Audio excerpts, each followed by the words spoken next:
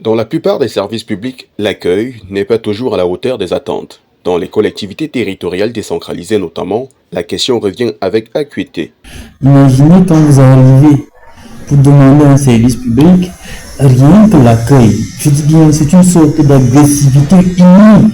Vous vous demandez si vous avez des problèmes avec ces gens, et surtout ces dames parfois qui sont à l'accueil, qui manquent même d'humanité. Quand vous dites maman, en fait, vous traversez parfois le cas même de madame, vous dites mais maman, elle dit maman, je suis ta mère. Et là, en fait, vous vous demandez, vous avez l'impression qu'il y a un problème. Il faut humaniser le service public camerounais, notamment dans sa dimension première qui est l'accueil. Outre une qualité d'accueil peu enviable, le service public au Cameroun n'est pas toujours exempt de tout reproche en termes de célérité et de probité dans la gestion des dossiers.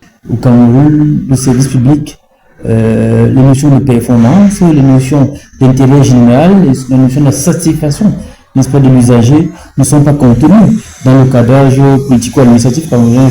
Donc c'est une bureaucratie essentiellement non seulement lente, inconvénient, je l'ai dit, mais essentiellement corruptible. C'est-à-dire, quand bien même la personne, vous venez, n'est-ce pas, à vous opposer, n'est-ce pas, à un mauvais service qui vous est rendu, on vous dit c'est ça qu'on mange, et en fait on vous amène, n'est-ce pas, à corrompre. Il m'est arrivé pour une simple signature, je suis obligé parfois de donner ce qu'on appelle le jus. Une situation qui perdure et nonobstant les exigences réglementaires en la matière. Les critères sont décrits en matière d'accueil, d'espace d'accueil, d'orientation. Parce que quelqu'un qui sort de chez lui, il veut aller dans une administration, doit être à mesure, en prenant 2 taxis, demandant 2 taxis, que le taximan, par exemple, puisse l'indiquer là où il va, pour éviter qu'il soit dérouté par les démarcheurs, ou bien qu'il fasse le tour de ville sans se retrouver. Donc, il y a d'abord des indications sur la situation géographique de l'administration qui doit être connue par la population. Pour l'Agence des normes et de la qualité, une autre approche est possible, mais à condition de s'abreuver à bonne source. Le principe général de la NC 1756, c'est que l'administration publique est au service des usagers. Donc, l'usager, quand il arrive dans un service, doit être bien accueilli, doit être bien orienté. Quand il a des besoins, on doit lui donner toute l'information, la juste information, et le temps que ça peut mettre, et le coût même. Parce qu'il faut également qu'il y ait équité dans le traitement des dossiers.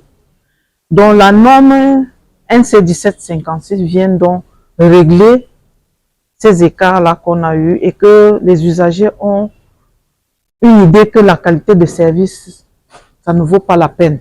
Pour y parvenir, il s'est ouvert ce 17 septembre 2024 à Douala un séminaire organisé par l'Agence des normes et de la qualité réunissant les personnels représentants des collectivités territoriales décentralisées. Premier objectif, échanger directement avec les principaux acteurs. NC 1756, pour échanger avec eux sur les différents critères de la norme.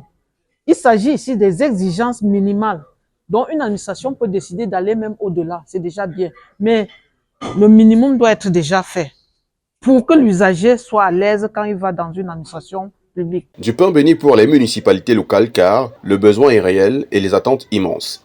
Certainement, elle va apporter beaucoup d'améliorations dans la qualité de l'accueil, dans le traitement des dossiers, dans des propositions, des services, même au-delà des mairies, pour dire que ce sera étendu au niveau des villages.